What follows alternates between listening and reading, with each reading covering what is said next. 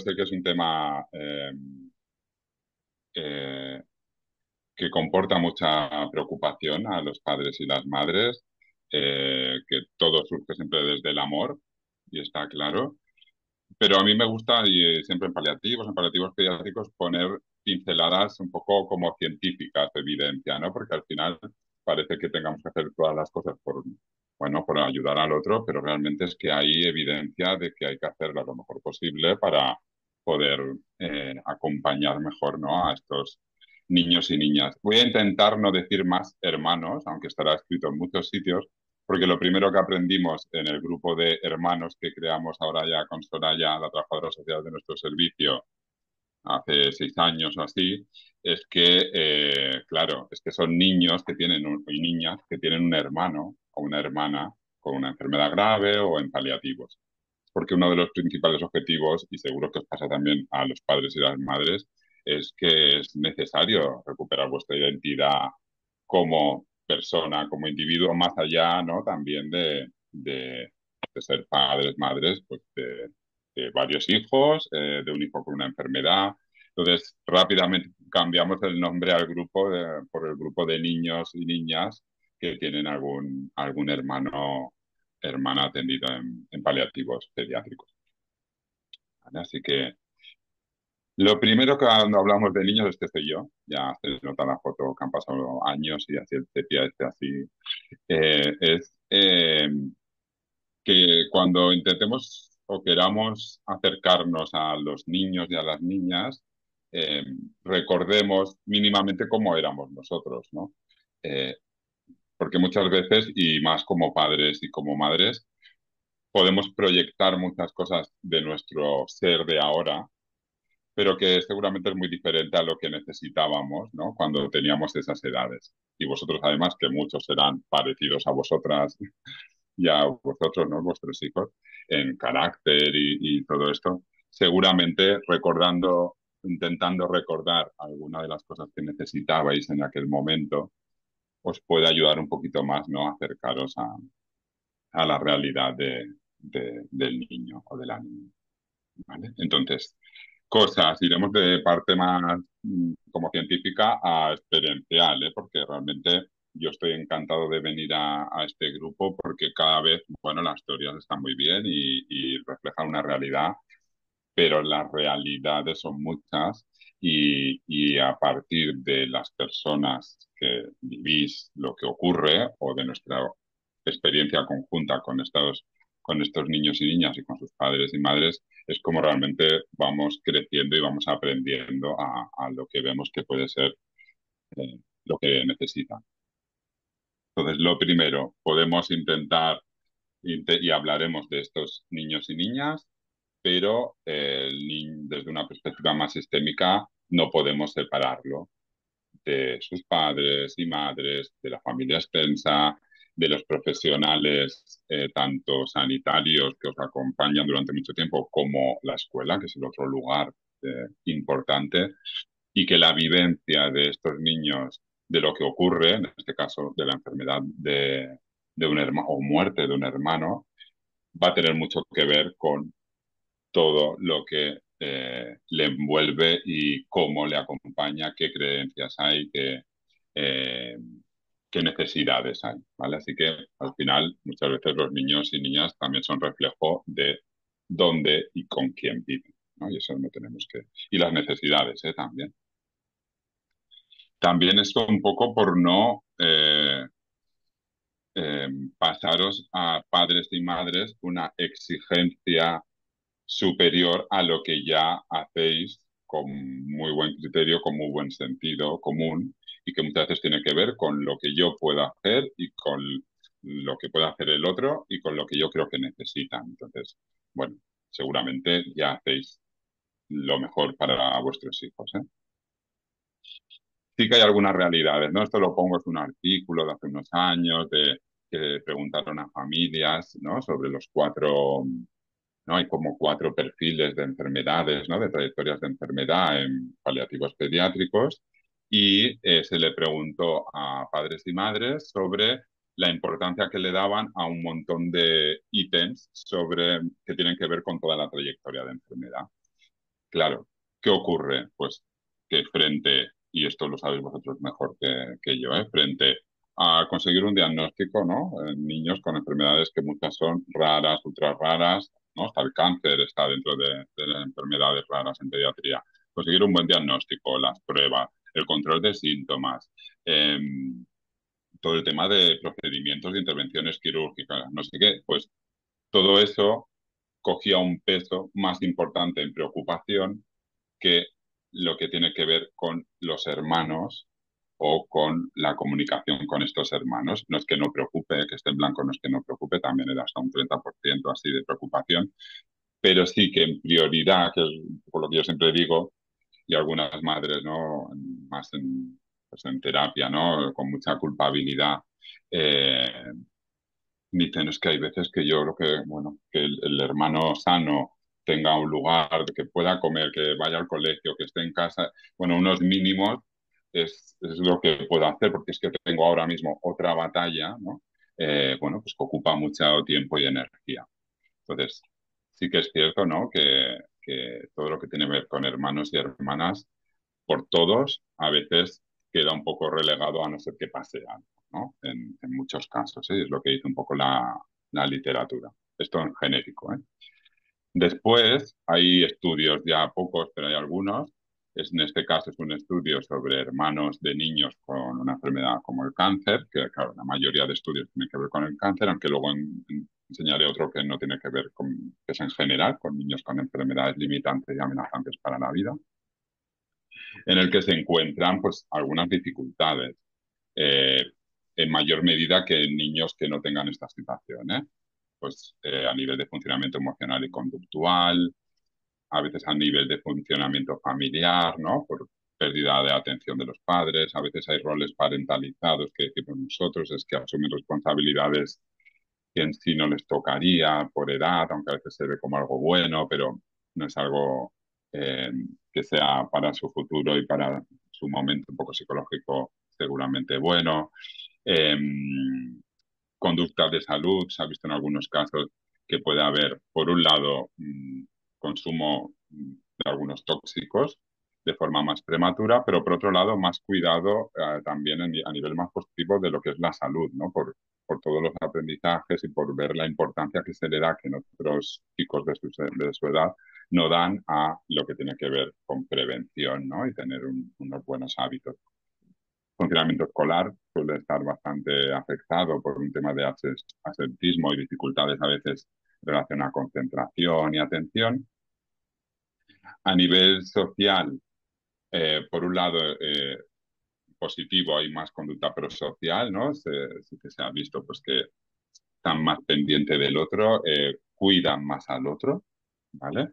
Eh, Sí que a veces el tema de la diferencia, ¿no? Según en qué edades, el sentirse diferente por algo, ¿no? Que como que le provoca, ¿no? Le da una identidad diferente a los suyos, pues a veces también es vivido como algo negativo. Y también se ha visto a nivel de resiliencia que hay como un mayor nivel, ¿no? De crecimiento postraumático por estas situaciones quizá fuera, entre comillas, fuera de edad que tienen que vivir y también mayor madurez y crecimiento personal. ¿Vale? Estos son algunos estudios así como muy bien hechos, ¿no? Después, en lo que os decía, en niños hermanos de niños hermanos con enfermedades limitantes para la vida, ¿no? Que sería más genérico, ya no solo hablando de cáncer, pues se ven cosas parecidas, ¿no? Pues sí que hay una percepción de menor calidad de vida, tanto de los padres como de los niños, eh, eh, síntomas emocionales, problemas de conducta y también aumento de conducta prosocial, que es esa conducta de preocuparse más por el otro, ¿no? En positivo, sería. Este también es otro artículo que engloba todo, no solo a pacientes a niños con cáncer, y se repite un poco lo mismo, ¿no? Hay un mayor riesgo de sintomatología de ansiedad, depresión, no diagnóstico puro, de una ansiedad o una depresión, sino sintomatología ansioso-depresiva, peor calidad de vida, algunos síntomas que se parecen, ¿no? A la ansiedad y la depresión del trastorno de estrés postraumático, aunque no hay psicopatología severa de mayor incidencia que en niños sin esta situación y hay un aumento de sensibilidad, de empatía, muchas veces de cohesión familiar también y de madurez. Claro, cosas que sí que vemos, ¿no? Que, bueno, a veces por protección, por siempre desde el amor, que Sonia Fuentes, una psicóloga aquí de Can Ruti de Mataró, de adultos, pero que siempre ha trabajado mucho con los niños cuando son hijos, ¿no? De pacientes con cáncer o paliativos. Eh, Todo esto surge siempre desde el amor, ¿no? Y hay ciertas ocasiones que hay tendencia a apartarlos de situaciones que están viviendo al final, por mucho que queramos o no, están integrados en la familia. Luego, a veces no están integrados en lo que ocurre con su hermano que tiene la enfermedad, pero en la familia perciben todo, ¿no? Y pues hay un poco de pérdida, más que de la atención literalmente de los padres, es pérdida de la rutina habitual que tendrían otros o que tienen otros de sus amigos, amigas, eh, por la situación, está claro, ¿no? Y lo que hablábamos de estado de ánimo, autoestima, rendimiento académico. La culpa también está muy presente en esta lucha interna. Estoy hablando en genérico cuando las edades es súper importante, ¿eh? La diferencia por edades, que ahora lo podemos hablar luego más en el debate, pero era por no extenderme. Pero la culpa de querer ser importante, ¿no? Un poco una visión a veces egocéntrica, más del niño más pequeño, pero a la vez no puedo quejarme porque sé que mi hermano está enfermo, ¿no? Es una vivencia interna que nos explican ellos. Mira, aquí, pasando ya de la teoría a realidad, yo con algunos hermanos y hermanas, eh, esto es en individuales, no es en grupal, pues bueno, también hago intervención, ¿no? Y este chico tiene 14 años, bueno, su hermano falleció ahora hace poco y esto fue antes, eh, le costaba, ¿no? Chico, adolescente, pues un poco el expresar, ¿no? Tenía mucha necesidad de expresar y mucho malestar, pero no sabía cómo hacerlo y a veces usamos estas cartas del Dixit, que son muy chulas. Y claro, y les digo que cojan algunas cartas y con eso a ver si podemos poner palabras a todo eso que siente, ¿no? Pero lo digo por lo fino que puede llegar a ser, ¿no? No quedarnos en cosas vagas, sino realmente profundo y elaborado, ¿no? Y escogió esta carta porque tenía una gran sensación de soledad sin estar solo, pero de una vivencia en soledad de lo que ocurría y de incomprensión, no porque no tuviera gente con la que poder compartirlo, sino que se veía como muy diferente y poco comprendido tanto por los iguales como por los adultos, porque cómo le afectaba a él lo que ocurría, no le afectaba a ningún otro. Después, en sentimiento de injusticia, ¿no? Y para él era su hermano, y la injusticia de que su hermano tan pequeño tuviera una enfermedad tan grave, ¿no? Y eso era algo que le provocaba mucha rabia que no podía entender, seguramente como a muchos de vosotros y de vosotras. Y la otra cosa que además es como muy significativa, que es esta persona que está haciendo mil cosas, es que era una exigencia autoimpuesta, ¿eh? Realmente es decir, que desde fuera, ¿no? Hablando con colegios, con padres, había mucha más flexibilidad, pero él necesitaba llegar a todo.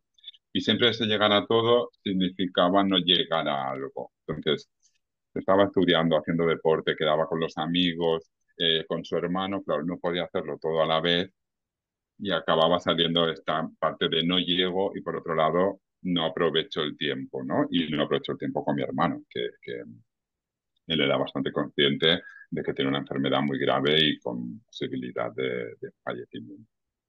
Entonces, quería traer esto que es parecido a toda esta literatura, pero que al final es la realidad, ¿no? De lo que viven muchos de estos niños y niñas. Después hacemos intervención grupal nosotros, que os explicaré ahora cuatro cosas, pero bueno, intentamos utilizar emojis y GIFs y que ellos expresen cómo se sienten y bueno, muchas de las veces ocurre, ¿no? Pues la preocupación, ellos también se dan cuenta si van al hospital y no vuelven, si por la noche pasa algo, la tristeza, ¿no? De no poder hacer algunas cosas con su hermano y con su familia los miedos, ¿no? Que tienen que ver con esta preocupación. Todos los niños, hermanos y hermanas con los que hablo en individual, bueno, en grupal también, tienen estas vivencias, ¿eh? No, como seguro que tenéis todos vosotros, ¿no? Y vosotras.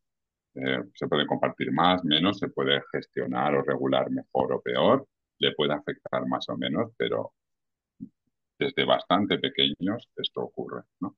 A otros les dijimos que nos dibujaran cómo se sentían para el congreso que hicimos un taller hace un año o dos y, y ellos mismos, ¿no? Son muy gráficos, ¿no? Cómo explicar a otro cómo se sienten, ¿no? Pues eh, lo hace, ¿no? Estaba muy preocupado siempre, comentar algo que no parecía desde fuera, pero siempre estaba con mucho miedo. Luego había otra hermana que como que proyectaban aquí se ve muy bien, es según cómo estaba su hermana, estaba ella. Su hermana estaba contenta, tenía una enfermedad con mucha afectación neurológica, entonces todo lo que era más facial y era la forma, ellas tenían más de entenderse, comunicarse cómo estaban, entonces ella, según cómo veía a su hermana, se sentía ella y también a nivel triste, ¿no?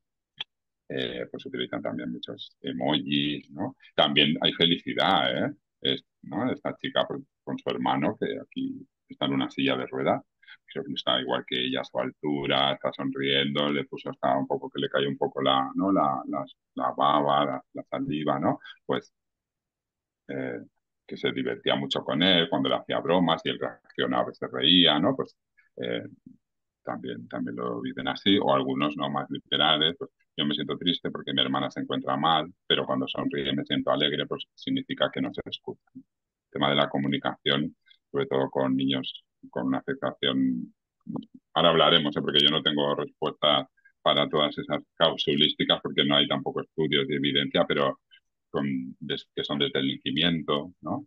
O enfermedades que aparecen con el tiempo. Bueno, eso también son diferentes momentos.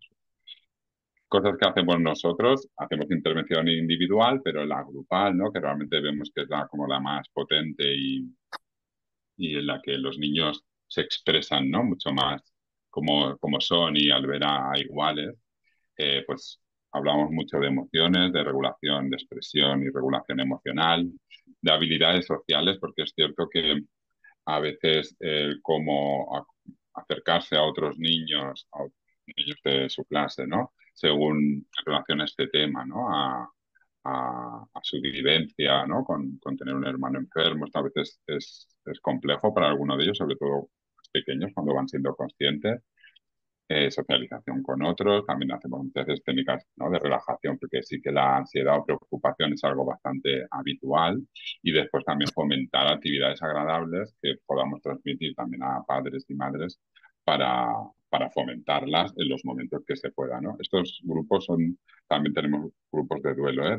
De hermanos, pero son durante la enfermedad del niño, con el hándicap que comporta, como sabréis vosotros y vosotras, que es, ¿no? Pues dedicar tiempo, que vengan al hospital, hacer un grupo, ¿no? También es complejo, pero una de las cosas que aprendimos en la primera edición y que los padres nos recomendaron y se lo recomendamos a los de las siguientes ediciones es, bueno, que era como una excusa también para organizar ese Tetris total y, y ese día, esa tarde, pues es la tarde de este hermano y bueno, pues aparte de ir al grupo, luego me lo llevo a comer un helado a no sé qué tienda o al centro comercial, ¿no? Como lo encajo para dedicar un tiempo de calidad exclusivo, ¿no? Que a veces es difícil de hacer, ¿no? Y luego hacemos salidas en familia, intentamos hacer 2 al año con los niños, lo eligen ellos, los hermanos, pero intentamos que esté adaptado para que puedan venir también los hermanos enfermos y las familias, pero lo eligen ellos. Entonces, hay algún año que no,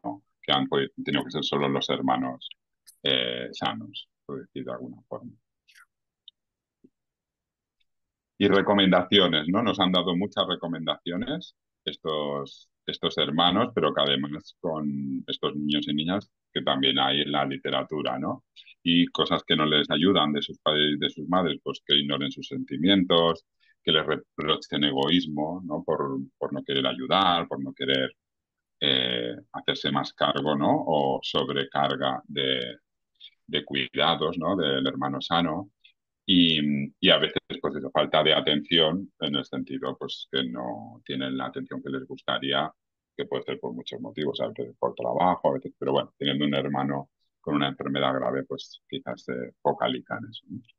Y lo que sí que les ayuda es que validen sus sentimientos, cómo se sienten ellos, que se le dediquen tiempo exclusivo, ¿no? Al hermano sano, que se respondan sus preguntas y que se les muestre afecto, ¿vale? Que es algo obvio, pero que es cierto que muchas veces lo de validar sentimientos cuando no son agradables, sobre todo si estamos en situación, los adultos, pues también, ¿no? De estrés o con esas mismas emociones a veces cuesta, ¿no? Y es algo que realmente ellos perciben, ellos os conocen muy bien, os ven y muchas veces incluso, según la edad que tengan, pueden imaginarse cosas mucho peores de las que están pasando por lo que un poco proyectáis, ¿no? Entonces necesitan un poco como más, que seamos más específicos, ¿no?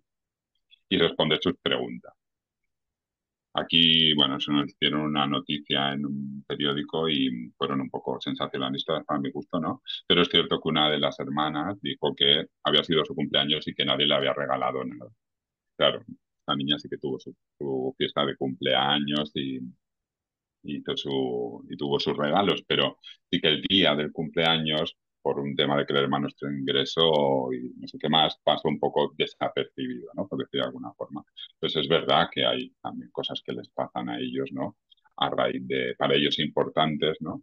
A raíz de, pues, de la enfermedad y de lo que le ocurre a su hermano, ¿no? Eh, Ellos también a veces nos dicen cómo a acercarse y cómo a cuidar y estar más con su hermano, su hermana, ¿no? Pues estar con ella, cuidarla mucho, darle mucho amor, pensar en positivo, siempre jugar con ella, contarle cuentos, tener más tolerancia de las cosas malas que te hace, ¿no? Porque a veces también pues, ¿no? Había una niña que decía, "Buah, sí, sí, yo juego con él, me gusta, pero cuando lleva no sé qué máquina es que hace mucho ruido y eso me molesta mucho, ¿no? Pues sí, claro, es que es verdad que le tiene que molestar. Y bueno, y aceptarlos sean como sean, ¿no? La verdad que escucharlos a ellos siempre es lo que nos da más pistas, ¿no? De cómo acompañarles y ayudarles. Y a nivel más cualitativo, ¿no?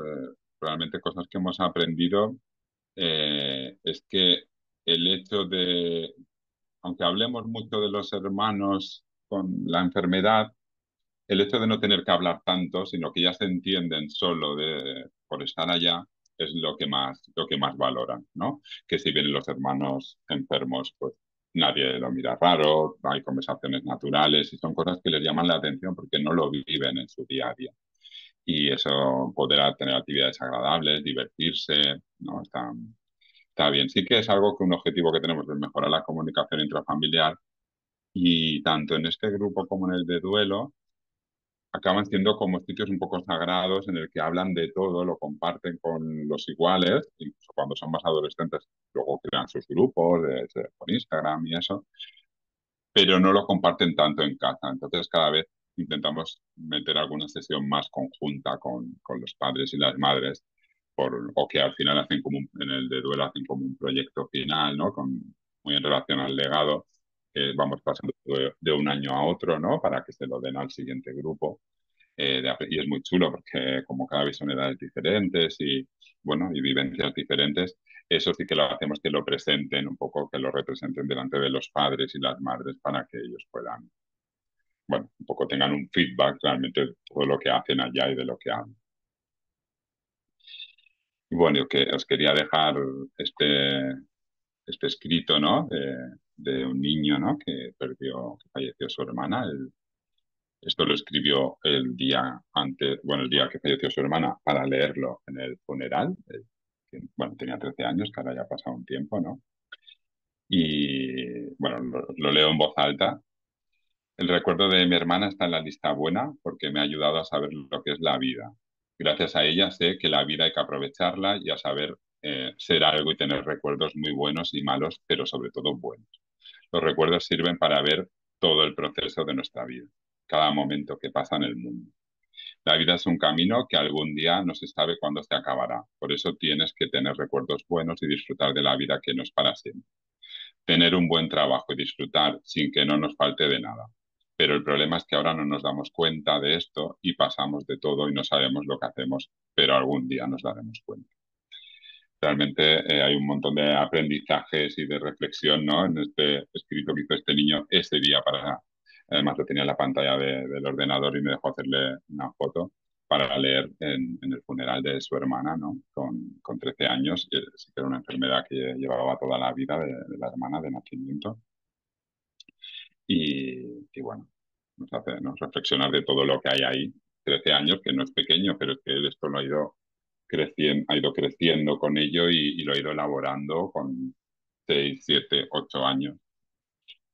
Bueno, y aquí para acabar y empezar a hablar, os dejo montones de temas que me habían comentado Matilde y Ana, que me parecen muy interesantes, que yo quiero compartir también con vosotras eh, mi percepción, pero que no he encontrado gran diferencia. Así que la edad de los hermanos, ellos son muy curiosos cuando están juntos en el grupo, se preguntan unos a otros cuántos años, si era mayor, si era menor. Podemos hablar ahora de percepción de diferencias, pero no sé deciros así como de forma más científica, ¿no? Lo que comentabais, ¿no? Estas decisiones de tener más hijos, de no, de lo que me comentan, ¿no? La gente, algunos hermanos, hemos tenido muy poquitos hermanos gemelos o mellizos, ¿no? En el que uno estuviera sano y el otro no, falleciese, ¿no? ¿Cómo, qué implica eso? También puedo decir un poco mi opinión, pero prefiero compartirlo con vosotras, sin sentenciar tanto. Y bueno, y otro tipo de situaciones.